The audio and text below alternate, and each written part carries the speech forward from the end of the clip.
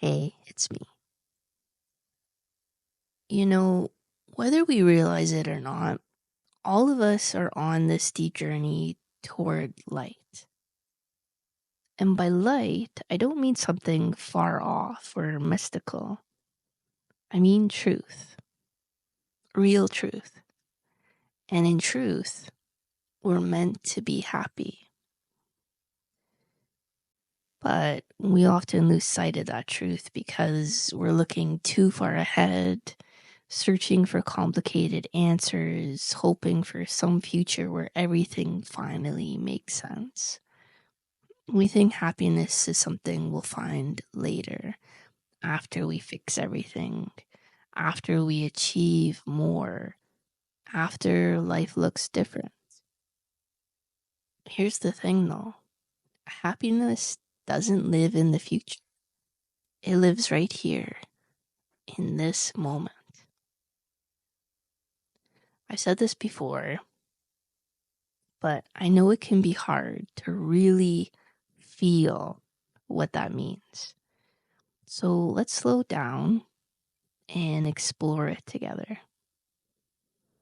Even if you're unhappy right now, if you're hurting or confused, when you really look at what's going on in this moment with honesty and presence, you'll find a kind of peace and clarity that brings a quiet kind of happiness. And the opposite is also true if life seems good on the surface, but you're disconnected from yourself and not really present. It won't feel truly fulfilling. Being present, living in the now, means being connected to yourself. Your experience of the world is always filtered through how you feel about yourself, your beliefs, your inner dialogue.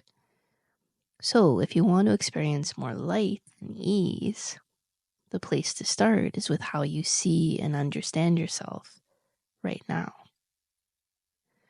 On this path we're on, this work that we do, there are two big parts to the process. The first is being honest about what's really inside you, your thoughts, feelings, fears, and beliefs. This is like emptying out a full cup so you could see what's been sitting at the bottom. And the second part is gently guiding your inner world with new, truthful ideas. Kind of like adding fresh, clean water to a cup that's just been emptied. These two parts, emptying and filling, expressing and impressing, need to work together. Now I get it, it's hard to know when to focus on which. So let's talk about the emptying part first. Often the reason we feel stuck or lost is because we're trying to solve a problem that doesn't actually exist.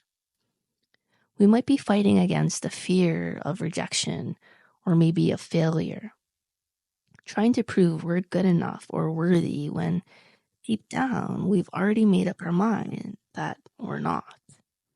So we're chasing something that's built on a lie, and that only brings more pain.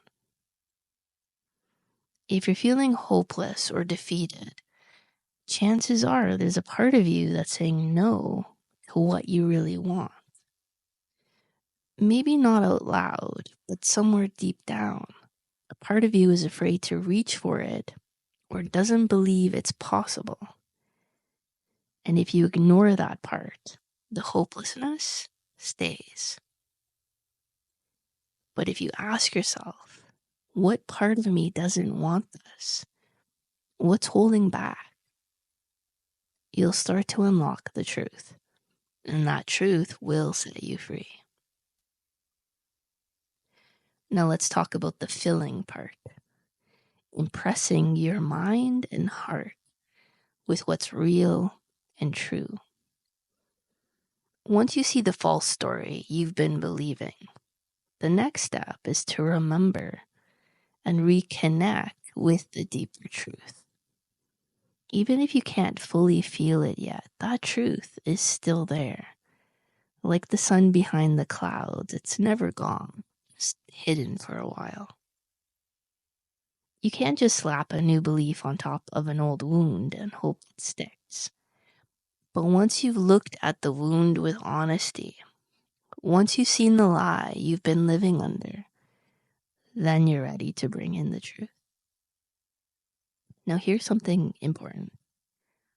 Expressing and impressing don't happen in a strict order. It's not like you express everything first and then you start filling yourself with truth. These two things weave together back and forth. Sometimes you need to express and release. Other times you need to remind yourself of something beautiful and true to keep going. The key is learning to listen to yourself. There's no rule book that can tell you what step to take next. Your soul knows, though. Your heart knows. And when you slow down and really listen, you'll start to hear that guidance more clearly. Sometimes the help, the teachings, even the practices we use on this path can become another kind of rule we try to force ourselves to follow. That is not the point. This work isn't about following someone else's steps. It's about finding your steps, your rhythm, your truth, your timing. So ask yourself, do I need to express what I'm feeling right now? Or do I need to gently remind myself of what's true? Let the answer come from within you, not from outside. You are the one who knows what you need.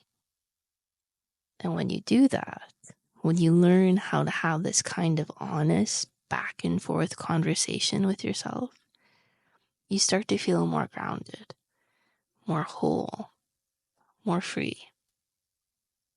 You're no longer being tossed around by hidden fears or old stories. You're standing in the light of your own truth. That's what this path is all about. You'll still grow, you'll face challenges, still uncover deeper layers. But you'll do it with trust. You'll begin to live with clarity, presence, and power. And little by little, the struggle will turn into flow. Love you. Connect soon.